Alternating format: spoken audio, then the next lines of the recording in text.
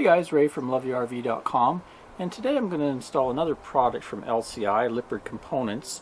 This is the JT's Strong Arm Jack Stabilizer, and what this does is it hooks on to your jacks underneath your trailer, either a travel trailer or a fifth wheel, and it kind of makes a triangle. It's a bar that goes across, and it's supposed to reduce a lot of the wiggle and movement you get in a trailer. So this comes in this little box, weighed in about 40 pounds, so a hefty little box. And we'll take it apart and see all the doodads that are in there. You can see there's three different varieties here. The travel trailer, then there's fifth wheel under 58 inches between the front landing gear, and fifth wheel over 58 inches between the front landing gear. That's the package I have. So let's pull it apart and have a look at all the different parts inside. Well, you definitely get your money's worth in hardware with this package, that's for sure. Lots of things to deal with. So basically these are the strong arms, and you'll use one each on the rear stabilizer and two each on the front landing jacks. You have some mounting plates, different things that'll go onto the jack.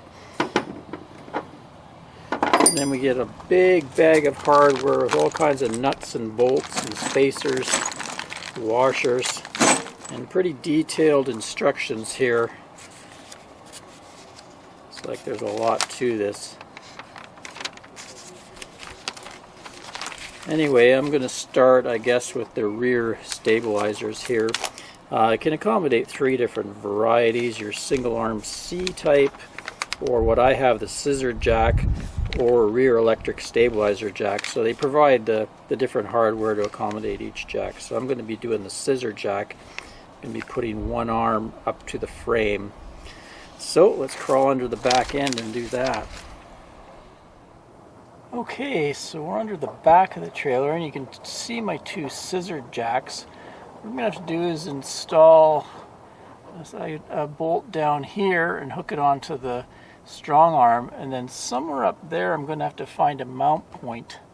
You can see my rig has this pull-out bike rack and an underbelly. So what I'm going to do is pull the bike rack out and bring that underbelly back down.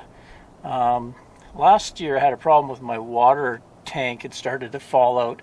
I'll link to that video. Anyway, I had made a cut in the underbelly, so it'll be easy to get that underbelly peeled back. And I can see if I can find a beam to attach towards the center.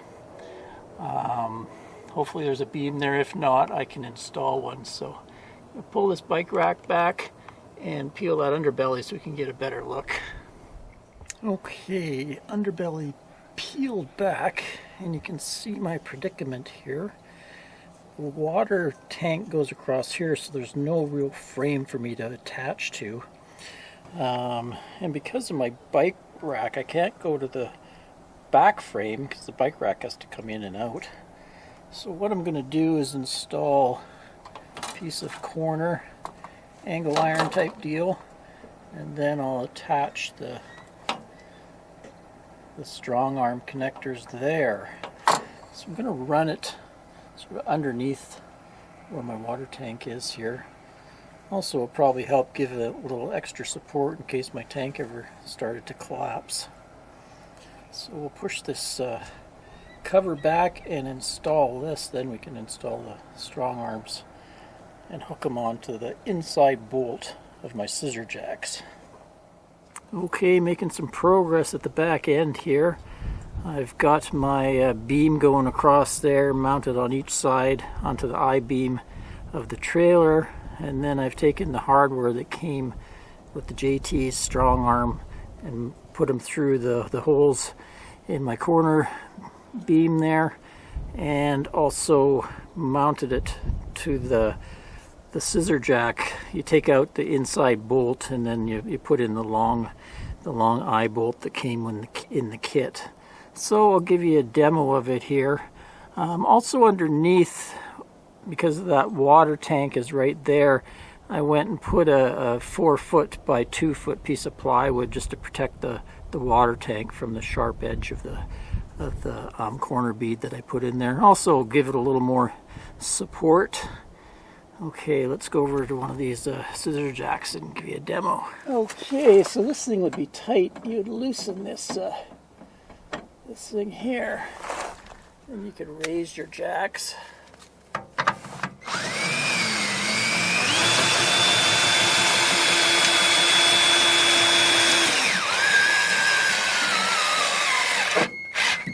Just like that, and then I guess you would tighten that up for transport so it doesn't come loose.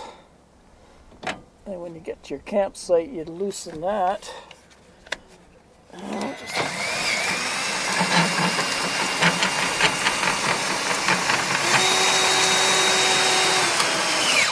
Like that.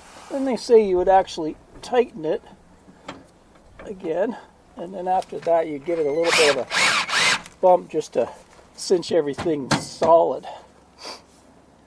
Here's another view.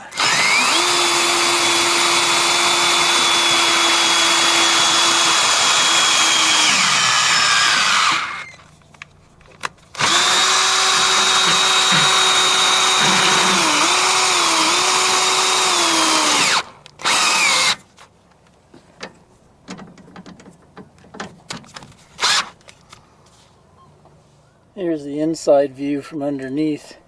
You can see I was just able to clear right here where my bike rack, when it's all the way in, that's how far it comes in. And these clear. Here's how it looks when it's being sucked back up underneath. So, time to go to the front jacks and start on it. Okay, so the front install went really smoothly. First thing I had to do on the landing leg was drill out one of the holes a little bit bigger to accommodate some brass bushings so that the large bolt could go through with the swivel head on it. And then attaches to that is kind of that bracket that holds the other bar. So you have two bars that can go up and down. The middle set of bars, I had to go through my steel belly pan in my front storage compartment. It's a fairly thick gauge steel, so you have to drill through that. And then I installed a pair of adapters up there that would hold the bars. So drilling through the steel, my advice is get some really good drill bits and a powerful drill. I actually went and bought some cobalt bits from Milwaukee, and they just went through the steel like butter, so it really sped up the job. If you have a dull bit, it would take forever to go through some of the steel bits and pieces that you have to, especially on these side ones that go down the side of the RV. They go into the main I-beam, which is a pretty heavy iron, and you got to drill through that. So I was able to pull down some of my belly material. I've done that many times. And then on the I-beam, I drilled a couple holes and put another bracket there to hold the side bar in place. So pretty straightforward. I decided not to video every step of the way. They've got a really good video on the LCI support store that I'll link to, and the guy basically goes through every step along the way and gives you a really good idea of what to do. I watched that a couple times until everything made sense to me and I could get a handle on what to do. There's also you see a rounded bolt on the end that goes on, and that helps you lift the leg, because now when you adjust your leg on the front of the fifth wheel here, you're going to have more weight to deal with because the two bars are there, so they give you that as well. Anyway, everything went very smoothly, and I'm quite happy with the install as it went. So let's go through a few of my pros and cons for the JT Strong Arm hardware. First of all, the quality of the components is excellent. No complaints there. All the nuts and bolts are really, really nice, nickel plated and stainless. The arms themselves are powder coated. Everything looks like it's really built to last. So it's an expensive kit. It goes in around, I think, $324 US for the kit. But no complaints when I saw the hardware. You really get what you pay for as far as the components. It did reduce the movement and shaking inside the RV. Since I've published that I was doing this review, I've had at least a dozen commenters say they just love it, and it does make a substantial difference, especially since we've got the new solid step. I got rid of the kind of diving board steps, so the step sits on the ground. So when I'm in and out of the RV, it doesn't really shake and rattle as much as it used to. Of course, an RV has a suspension and tires, so you're not going to get around that. There's going to be some movement, but it greatly reduces the movement.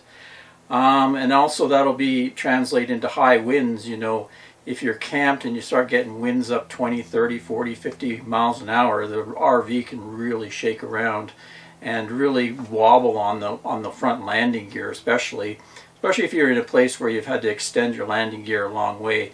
We usually go and even hook up the truck sometimes, so that'll help with the winds quite a bit, I imagine. It was pretty windy the other day and I didn't notice much movement at all. Also, that'll help your stabilizer and landing jacks, any kind of wear on them from the movement. It'll really reduce that movement because, you know, all the little pieces, sometimes it gets so windy I can almost hear stuff grinding in there. Also, I like that it stays attached to the RV all the time. There's other stabilizer equipment like the front tripod arrangement some people put on the pin box, the chocks that go between your tires that you lock on. All those you got to kind of pull them on and put them in. This you can just leave on. It retracts with your stabilizers and your landing jacks. It's easy to adjust with the T-bar handles. They're nice and big. If you can't get down there and crawl around on the ground to do it, you have to kind of bend down to do it. They do sell an optional kind of long levered stick that'll grab them, and you can do it from a standing position. Also, it's nice that all the hardware, it's not really stuck to the RV. Like if we decided to get a new RV, I could go and take all those bolts and everything and the arms off and transfer them to my new RV. So that's nice.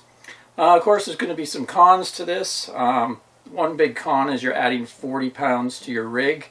That's the weight of all the equipment, so you're adding that, so you're reducing your cargo capacity by 40 pounds, which doesn't sound like much, but everything slowly adds up as you're adding things. There's more hardware to inspect and maintain. Maintenance is pretty well not too much at all, just clean it up and make it look nice. There's maybe a little bit of lubrication on those T-handles. They said some silicone, or no, white lithium grease they recommended there.